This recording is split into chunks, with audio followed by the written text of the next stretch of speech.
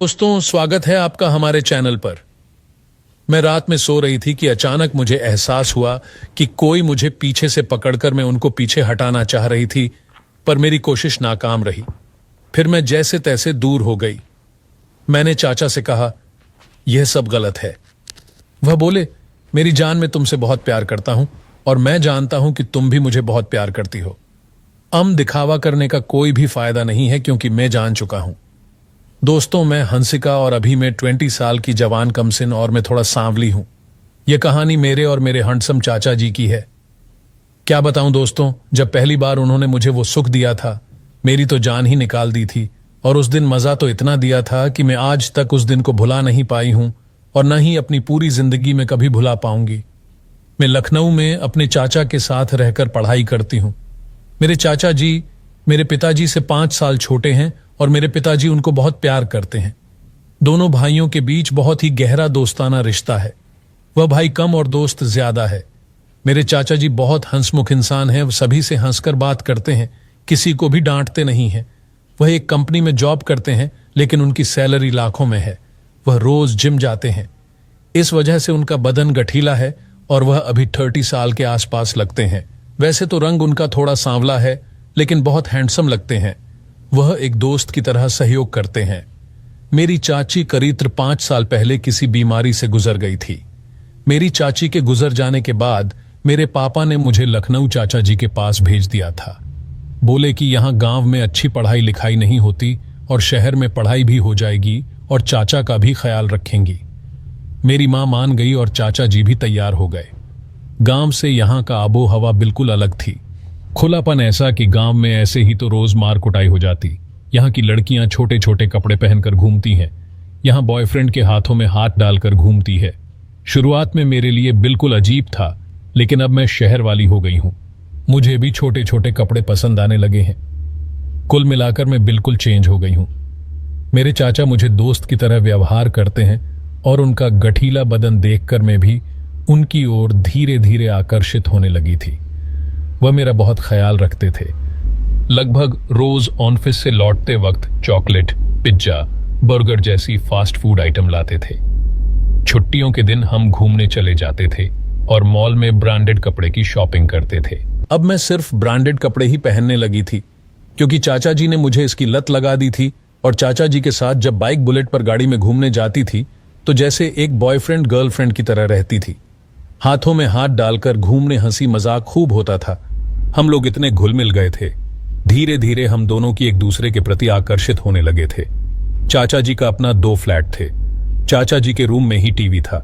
उनके रूम में बेड भी बहुत बड़ा था, तो हम अक्सर टीवी देखते देखते बेड पर ही सो जाया करते थे।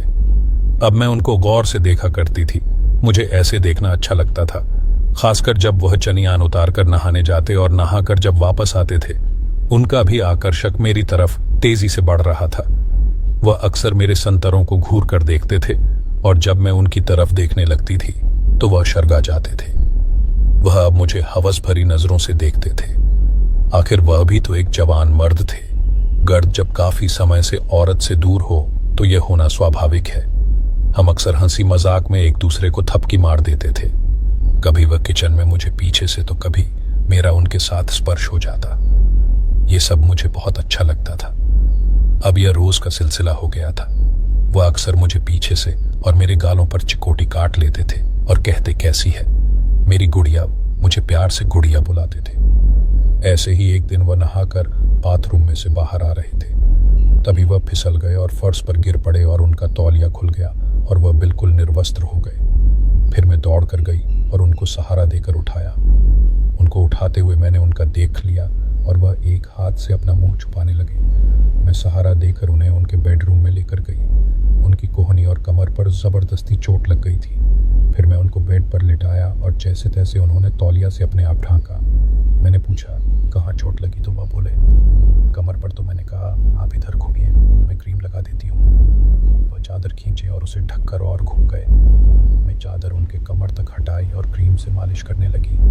थोड़ी देर बाद उनको आराम मिला। पूरा दिन उनका वह मेरी आंखों के सामने घूमता रहा। मेरा मन नहीं लगता और मन में तरह तरह के ख्याल आने लगे थे। पूरा दिन यही सोचकर गुजार दिया, लेकिन चाचा की कोहनी का दर्द फिर से बढ़ने लगा। शाम को उन्होंने अपने एक दोस्त को कॉल किया और सीधा हॉस्पिटल चले गए। मैं घर में अकेली थी और मैं अपने बिस्तर पर गई और मैं मेरे दिमाग में उनका वह घुमाने लगा और मुझे कब नींद आ गई मुझे पता नहीं चला। जब मेरी नींद खुली तो मुझे अचानक से याद आया। मैं भागी भागी बाथरूम की तरफ गई तो देखा कि अंदर से आवाज आ रही थी। मेरे बादशाह हॉस्पिटल से आ गए थे और बाथरूम में गए हुए थे। फिर चाचा जी बाहर आए और मुझसे बोला, गुड़िया काफी बना दो, हॉस्पिटल आने में जाने में काफी थक गया हूं। मैंने पूछा, डॉक्टर ने क्या बताया, कहीं फ्रैक्चर तो नहीं है? तो उन्होंने बोला कि नहीं, बस थोड़ी सी चोट है, दवा दिया है, 1-2 दिन में ठीक हो जाएगा। रात को खाना खाने के बाद मैं अपने रूम में सोने के लिए चली गई। आज मैं जल्दी सोने चली गई और मैं चाचा के बाथरूम वाला सीन याद करके दहशत में थी। फिर कब मुझे नींद आ गई और मुझे पता ही नहीं चला। लेकिन फिर कुछ टाइम बाद मुझे ऐसा महसूस हुआ जैसे मुझे कोई 61-62 करने की कोशिश कर रहा हो। कमरे में लाइट बंद थी, लेकिन मैं समझ गई थी कि चाचा मेरे साथ 61-62 कर रहे हैं। लेकिन मैं सोचने लगी कि मैं इसका विरोध करूं या नहीं, क्योंकि अब मेरे बदन में भी ज्वालामुखी फूटने लगा था। मैंने फैसला कर लिया कि देखते हैं चाचा जी क्या करते हैं। मैं बिना कोई हरकत किए हुए चुपचाप पड़ी रही। अब वह मुझे जोर जोर से करने की कोशिश करने लगे। मुझे दर्द भी हो रहा था और मजा भी आ रहा था। इस कारण मैं अपने आप को बड़ी मुश्किल से संभाल पा रही थी। मुझे नहीं पता था कि चाचा के मन में क्या चल रहा है। मैं चाचा की तरफ कमर करके लेट गई। फिर उन्होंने मेरी कमर पर अपना हाथ रखा और अब शायद वह समझ चुके थे कि मैं जाग चुकी हूं। फिर उन्होंने मेरे संतरों को सहलाने लगे। मेरी धड़कन तेज हो गई। तब उनकी हिम्मत बढ़ गई और मेरे कान में आकर बोले, मेरी जान, मुझे पता है कि तू जाग गई है और मजे ले रही है। अब सोने का नाटक बंद करो। और जैसे ही मैं उनकी तरफ मुंह किया, मैं उनको पीछे हटाना चाह रही थी, पर मेरी कोशिश नाकाम रही। पर फिर मैं जैसे तैसे दूर हो गई। मैंने चाचा से कहा, यह सब गलत है।